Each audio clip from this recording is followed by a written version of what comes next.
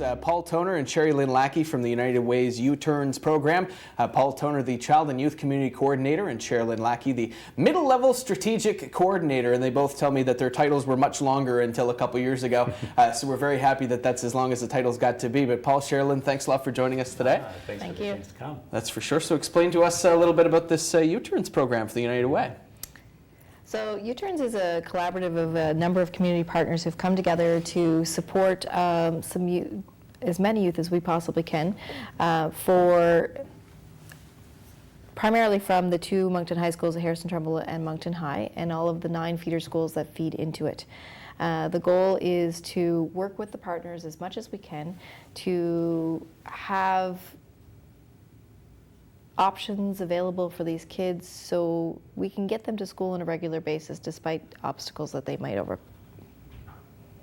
All right, so certainly we're looking to help out the students in our community, of course, and right. Paul, I know in your case you've done some good work about it as well, as have you, Sherrilynn, for sure. Yeah. You know, in talking about the program, what has been kind of the difficulties to overcome in terms of putting this kind of program forward? Well, I would say in the past that numbers of organizations, they've done stuff individually having impact in kids' lives, you know, teachers, guidance counselors, youth workers. But when we look at it from a community level, you know, population health, what we see is that the numbers really, though, in terms of when you look at it, they're getting their mental fitness needs and how they're doing attendance and other things. It hasn't actually gotten better over the years significantly. As a matter of fact, sometimes gone down. So the notion behind here is that if we work together as a bunch of partners, you know, collective impact means really just a number of partners with a shared approach, shared vision, so that you can have, you know, move the needle on this. So the challenge is that it sounds great, just put people together, you know, like everybody works together, break down the silos. What our experience has been, and certainly, I mean, we lean on the United Way experience and a lot of other collective impact initiatives, but has been that what does it look like to actually work together? And I can tell you that the number one thing that it takes is huge heaping spoonfuls of trust, because we're used to doing the work the way we do it, to try and share information on a need-to-know basis, on an appropriate way, and the way we do our work. That's probably what is the greatest challenge. When we call it U-turns, the first turn that we talk about is not actually the kids. The biggest challenge is for us to change the way we see kids, right? That's probably it. And I would say one good example that would be we have shared values that we've developed, you know. And I say develop, I think it was stuff that probably was more common sense and natural years ago that we've had to recover, especially in an urban kind of center. But one of the ones is that we believe that hope and success looks different for every youth. Well, when you start to live that out, that looks very different then, you know, in terms of for every organization. It has real meaningful impact. So that has been something that's taken time to build and to trust. So like I said, really, you're not trying to first make the kids change. You're trying to change the way that we work together. Get our act together first, so that we can be able to support kids with what they need. Yeah, and when you talk about that, you know, you look at the way that you can handle the youth of today. You can read a textbook, and the textbook says one thing, but certainly in the case of handling, you know, in certain case-by-case basis, it really is different person to person, and it's a matter of finding that common ground. How hard can it be sometimes to find that common ground? Well, yeah, you go ahead. I would say that it's hard to find the common ground, especially when we have the best interests of the children in mind, which we all do.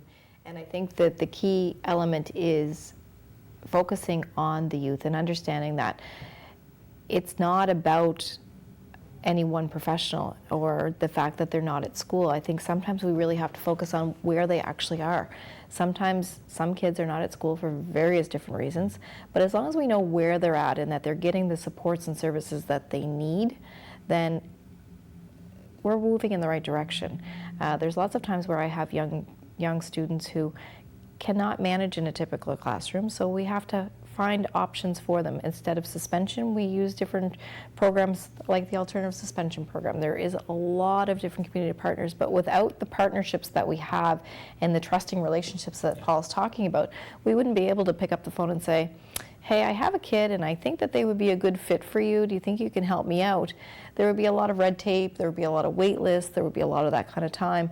And a lot of that is kind of gone to the wayside in some way, shape, or form. Right, so with this kind of a program, you're looking in a case where one of the focuses that you were looking at on the website was high school absenteeism. And if you focus on different ways, either a different way to apply learning or a different way to engage in the classroom or a different way to look at studies, to look at their school environment, maybe that is a better alternative as opposed to what is in the system right now. It's a matter of finding the personalized answers to the questions. Getting them to attend school means that they have to feel like they belong in school. So sometimes it's about learning the pro-social behaviors, and sometimes going back to the earlier years and going back to the middle school years where they learn those pro-social behaviors and how to interact. And sometimes it's not about something actually happening at school. Sometimes it's about utilizing a support or service or putting them into a community-based program where they're with positive kids with pro-social behaviors, and they think, hey, this is what I'm supposed to do. This is what I'm going to do at school too. And it really helps them fit into that environment and figure out where they belong. And if we get, especially with a lot of the community sector partners that are also helping to support, what that does is it starts to free up teachers to do the two things that their biggest mandate is, which is one, build a relationship with each student, and two, to teach them. We've kind of made schools the end point for everything, when really they're the end point for education, and they should do, but they're an entry point for a lot of other things. They're not the end point for mental health. They shouldn't have the burden of all of that. It takes the entire community to do that. And what each of the stakeholder partners, and there's over 16 of them all of them recognize none of them can achieve their own outcomes on their own, much less shared outcomes for the community, that are going to make this better. That's what it began with, was a conversation between Greg Ingersoll, the superintendent of Anglophone East, and Debbie McInnes with United Way. And it was Greg recognized, he said, one, we need to know where these kids are if they're not here. Because if you're in a busy high school of 1,200 and somebody's not there that day, it can be stressful, but it also can be, it's one less to manage. That was a commitment on his part to say that's not enough. We need to know where they are. And then the second part is recognizing they can't do it on their own. Health can't achieve their health outcomes on their own. The RCMP will tell you they cannot divert kids away from the system on their own. Each of the programs, the Boys and Girls Club, the Atlantic Wellness Community Center, YWCA, Moncton Regional Learning Council, all these different partners will say they can't achieve this anymore just on their own. It really does take a shared approach in order to do this. Yeah, and you mentioned that there's been overwhelming community support from a number of different groups. So you mentioned a few of them there, but how does everything fit together in this whole project in terms of the schools and the community involvement? Yeah.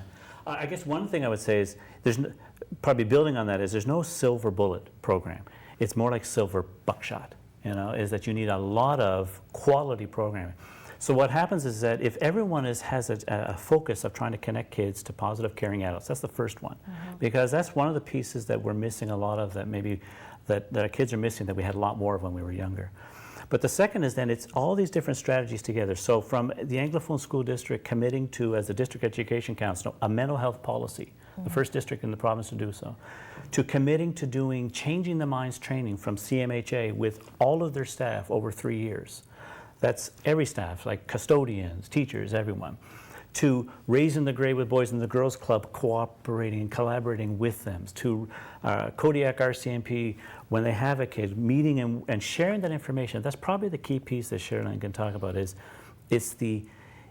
a kid or a family or parents not having to tell their story over and over again, but in an appropriate way, on a need-to-know basis, being able to share that information.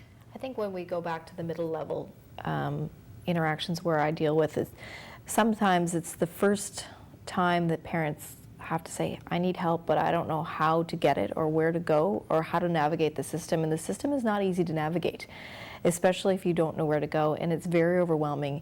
And a lot of parents say, I do not want to tell this story over and over and over again. So sometimes having someone who can advocate for them and just tell the story and try to say, well, this might be a better avenue than here. How about we go to this option than this option? They're very grateful that there's someone there helping them, guide them along the way.